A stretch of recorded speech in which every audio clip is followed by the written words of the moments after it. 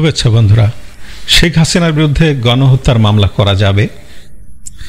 আইনের শাসন প্রতিষ্ঠার জন্য দেশে ব্যাপক মামলা হচ্ছে।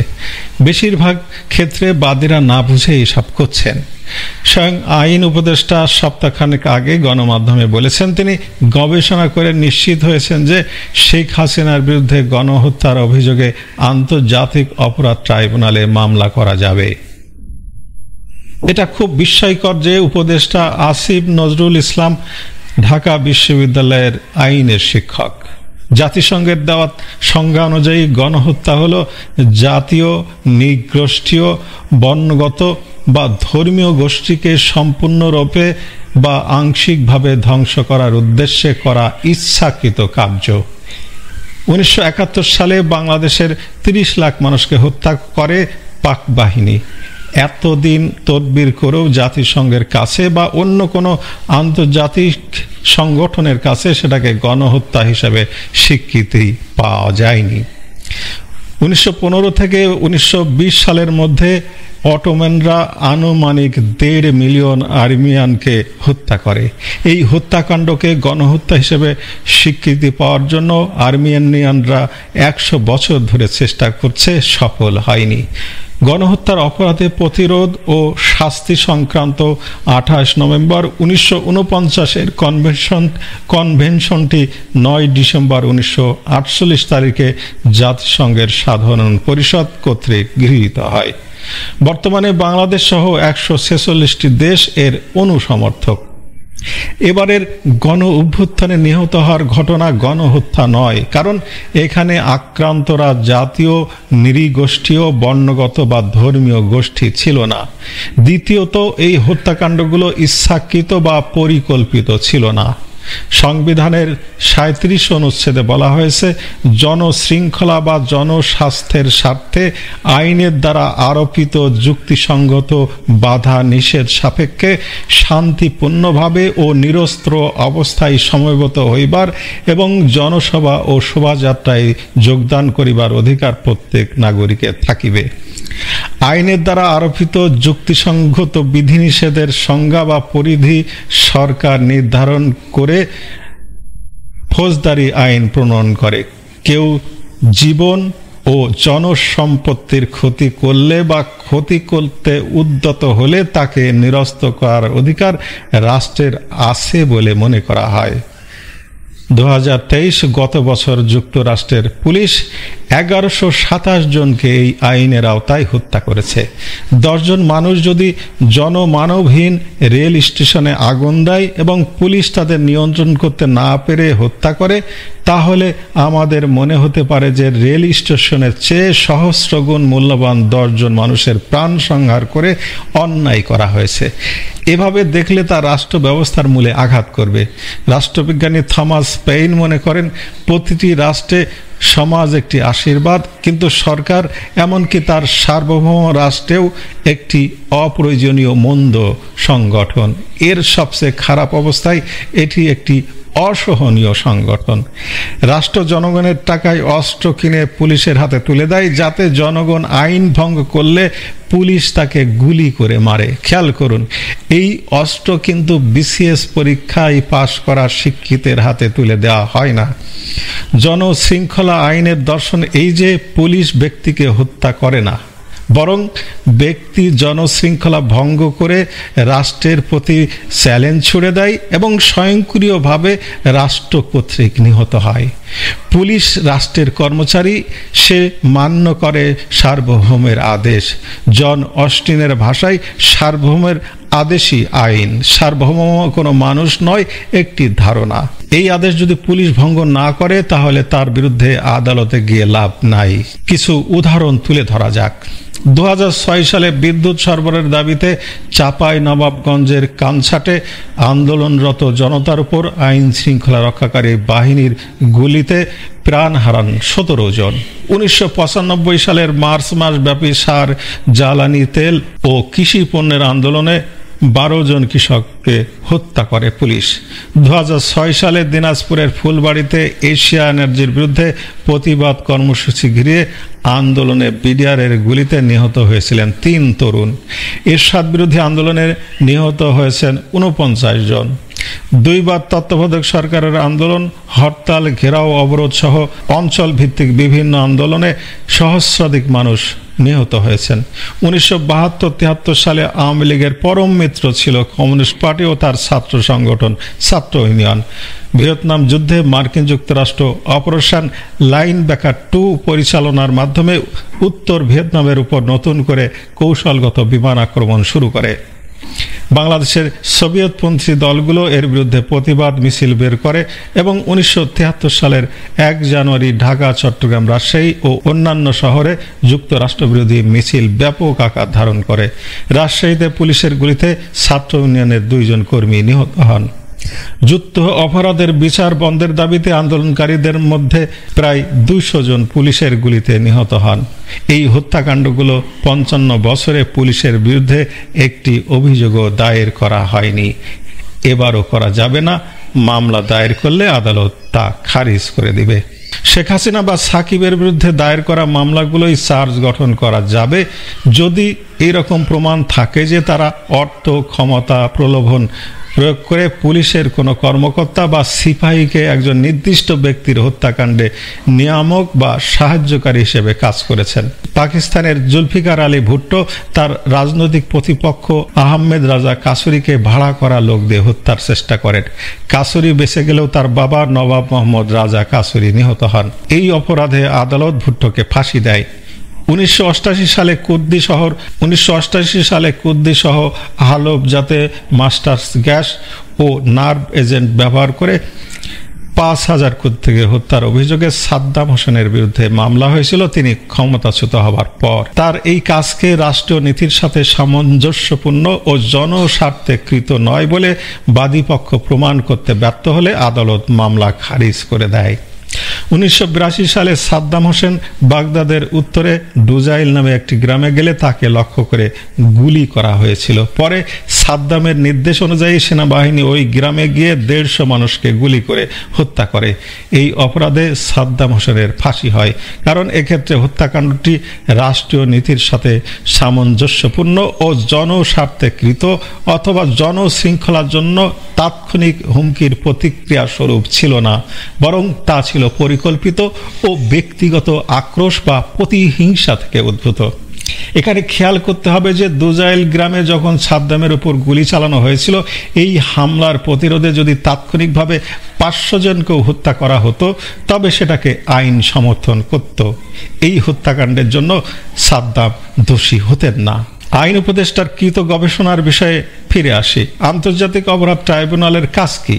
নিয়মিত আদালত থাকতে এই ট্রাইব্যুনাল প্রতিষ্ঠার প্রয়োজন হয়েছিল কেন? গণহত্যা, যুদ্ধাপরাধ ও মানবতা বিরোধী অপরাধ সহ আন্তর্জাতিক আইনের অন্তর্ভুক্ত সকল সশস্ত্র বাহিনী, প্রতিরক্ষা ও এর সহায়ক কোনো বাহিনীর সদস্য বা এই অপরাধ সমূহে সহায়তাকারী বেসামরিক ব্যক্তিকে আটক ও ফৌজদারি আইনের অধীনে দণ্ড প্রদান করার উদ্দেশ্যে আন্তর্জাতিক অপরাধ আইন 1973 পাশ করা হয়। এই আইনে যুদ্ধাপরাধের ব্যাখ্যায় খুন, নির্যাতন, বেসামরিক লোকদের বাংলাদেশের রাজ্য সীমায় দাস শ্রমিক হিসেবে ব্যবহার এবং দেশ থেকে বিতাড়ন, যুদ্ধবন্দী ও সাধারণ বন্দীদের হত্যা এবং সামরিক প্রয়োজনের বহির্ভূত ধ্বংসাত্মক কার্যকলাপ, ব্যক্তিগত ও রাষ্ট্রীয় সম্পত্তি দখলকে অন্তর্ভুক্ত করা হয়। এই আইনে আন্তর্জাতিক শব্দটি দেখে 2013 সালে অনেক মানুষ, কিছু ক্ষেত্রে বুদ্ধিজীবীরাও বিভ্রান্ত হয়েছিলেন। বলতে শুরু করেছিলেন যুদ্ধাপরাধের বিচারে আন্তর্জাতিক মান রক্ষা করা হচ্ছে না। আসলে আন্তর্জাতিক শব্দটি এই আইনে এসেছে বাংলাদেশের ভূখণ্ড ও জলসীমার বাইরে বাংলাদেশের অধিকারভুক্ত সম্পত্তিতে, যেমন আকাশে উড্ডীন বাংলাদেশের মালিকাধীন বিমান, আন্তর্জাতিক জলসীমায় থাকা বাংলাদেশি জাহাজ, বিদেশে বাংলাদেশি দূতাবাস, ছিটমহল ইত্যাদিতে কোনো অপরাধ সংঘটিত হয়ে থাকলে সেই অপরাধীকে বিচারের আওতাভুক্ত করার উদ্দেশ্যে। বৈষম্য বিরোধী আন্দোলনে নিহত হয়েছেন আন্দোলনের পক্ষে কম বেশি 100 জন। আন্দোলনকারীদের হাতে মারা গেছে এর কয়েক গুণ বেশি মানুষজন। এক গাজীটার কারখানায় মারা গেছে 200 থেকে 1200 জন। আইন শৃঙ্খলা রক্ষাকারী বাহিনীর 47 জন বা আরও অনেক বেশি সদস্য নিহত হয়েছেন। 1 লাখেরও বেশি পুলিশ সদস্য কাজে ফেরেননি, এর মধ্যে অনেকে মারা গিয়ে থাকবেন। যশোরের হোটেলে পুড়ে মারা গেছে 33 জন। অগ্নিকাণ্ড ও ভাঙচুরের ঘটনা ঘটেছে কয়েক হাজার। সরকার পরিস্থিতির উপর নিয়ন্ত্রণ হারিয়েছিল বা ইচ্ছা করে নিয়ন্ত্রণ করেনি, দ্বিতীয় স্বাধীনতা উপভোগ করতে দিয়েছে। প্রত্যেক মানুষের জীবন মূল্য সমান, প্রত্যেক মানুষের জীবনের মূল্য সমান।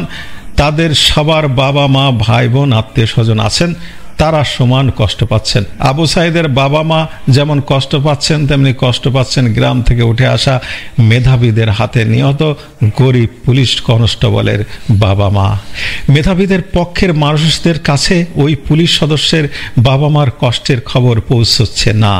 আইনের শাসন প্রতিষ্ঠা করতে গেলে এই প্রত্যেকটি ঘটনার বিচার করতে হবে। আবেগ ও আইনগত ন্যায্যতা এক জিনিস নয়। আবু সাইদের বাসায় গিয়ে প্রধান উপদেষ্টা যখন ফুপিয়ে কেঁদে ওঠেন, তখন আবেগে আমাদের বুক ভারী হয়ে ওঠে, কিন্তু বোকা বলে আমরা বুঝি না যে কান্নাটি রাজনৈতিক। শেখ হাসিনা ক্ষমতায় টিকে গেলে এবং হাসিনার সরকারে ধরে নেওয়া যাক ডক্টর ইউনূস প্রেসিডেন্ট পদে আসীন হলে তিনি ওই পুলিশ কনস্টেবলের বাড়ি থেকে ফুপিয়ে কেঁদে উঠতেন। তখনও একদল লোকের বুক ভারী হয়ে উঠত। 5 আগস্ট পর্যন্ত নিহতদের পক্ষে যে মামলাগুলো হচ্ছে, সেগুলোর আসামি আওয়ামী লীগের লোকজন। সৈয়দ আশরাফের চাচাতো ভাই সৈয়দ আশফাকুল ইসলাম টিটুর বাসভবনে ভাঙচুর ও অগ্নিসংযোগ করা হলে কাজের মেয়ে এবং দারোয়ান পড়ে মারা যায়। এই মামলায় 1 নম্বর আসামি করা হয়েছে শেখ হাসিনাকে। এইরকম ঢালাও মামলা করার বিরুদ্ধে কথা হচ্ছে।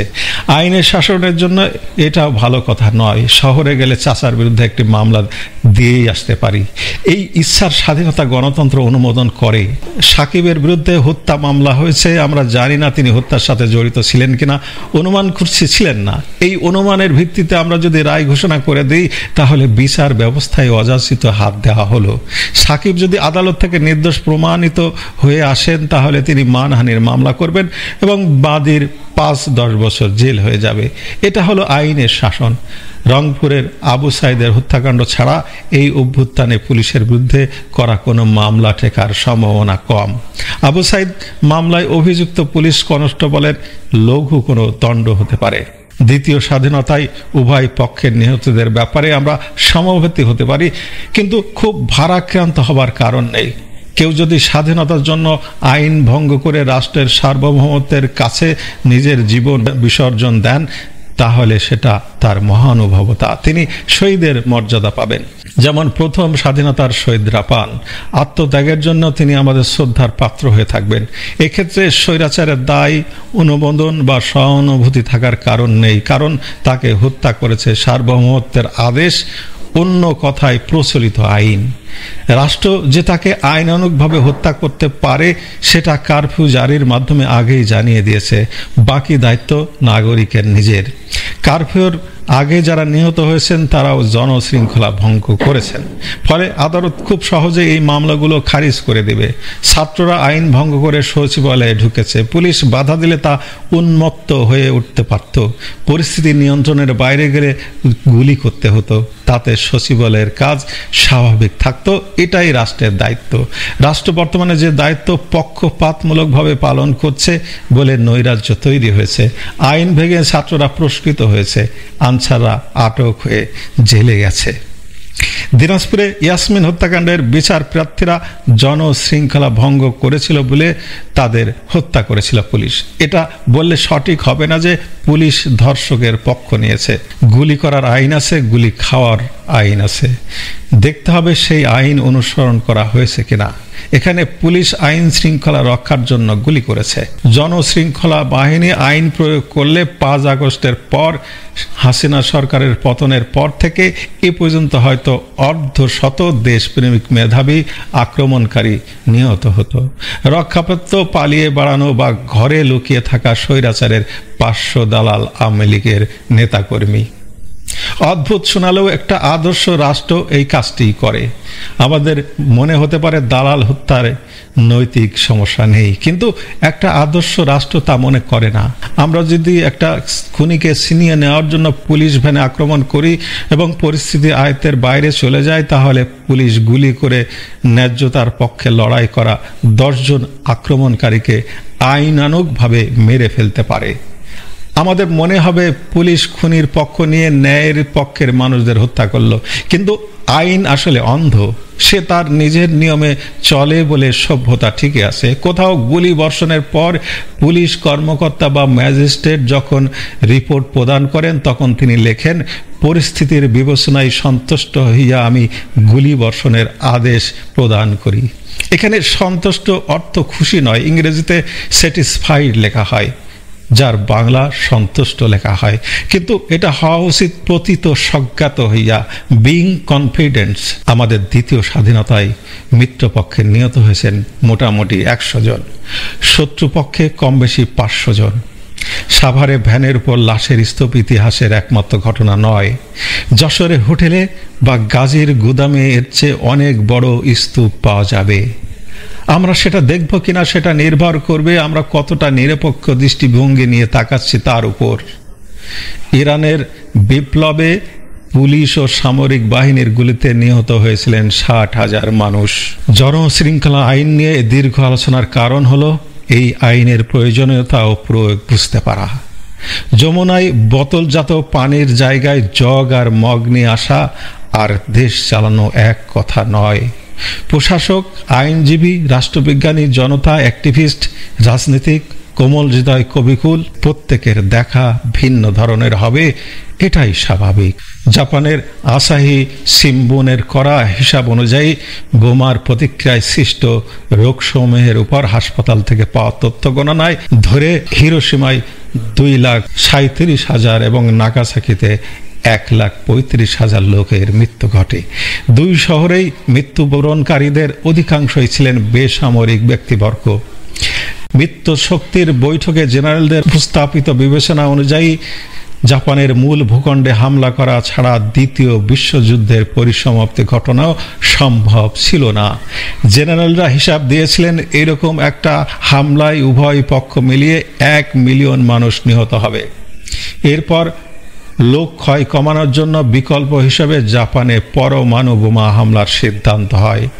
যে রাষ্ট্রনায়ক ও সমন্বয়করা এই সিদ্ধান্ত নিয়েছেন তারা অন্য গ্রহের নিষ্ঠুর কোনো প্রাণী নন। ব্যক্তি জীবনে তারা আমাদের মতোই আবেগ, অনুভূতি, ভালোবাসা, করুণা, সহানুভূতি দিয়ে তৈরি মানুষ। কিন্তু তারা যখন সমন্বয়ক বা রাষ্ট্রনায়কের ভূমিকায় থাকেন তখন যুদ্ধ জয়ের জন্য কৌশল ও যুক্তির যান্ত্রিক প্রয়োগ করেন। তারা তো জানতেন 5 দিনের শিশু, গর্ভবতী নারী, অসতিপর বৃদ্ধা, বিকলাঙ্গ, পুরোহিত, কিশোরী, নিরপরাধ চাঁদমুখ, চঞ্চল কিশোর অগ্নিদগ্ধ হয়ে মারা যাবে। আওয়ামী লীগের লোক সরিয়ে বিএনপির, জামাত, নিষিদ্ধ হিজবুত তাহরীরের লোক বসানো ছাড়া দেশে কোনো পরিবর্তন আসেনি। ফেরেশতাদের মতো কথা বললেও তারা আগের লোকদের মতোই, এটা সবাই জানে। নিজের পক্ষের লোক হওয়ায় তাদের শ্রেয়তর পছন্দ বলে উপস্থাপন করা হচ্ছে। 25 আগস্ট ডিএমপি কমিশনারের সই করা এক গণবিজ্ঞপ্তিতে সচিবালয় এবং অন্তর্বর্তী সরকারের প্রধান উপদেষ্টা ডক্টর মোহাম্মদ ইউনূসের সরকারি বাসভবনের আশেপাশে সব ধরনের সমাবেশ, মিছিল নিষিদ্ধ করা হয়েছে। আগের স্বৈরাচারী শাসক একই কাজ করেছে। তখন আমরা বলতাম সমাবেশের গণতান্ত্রিক অধিকার হরণ করা হয়েছে। আনসারের লোকজন সচিবালয় ঘেরাও করলে সংবাদপত্রের অনলাইন ভার্সনে এবং টেলিভিশনে এ নিয়ে সারাদিন কোনো খবর প্রচার করা হয়নি।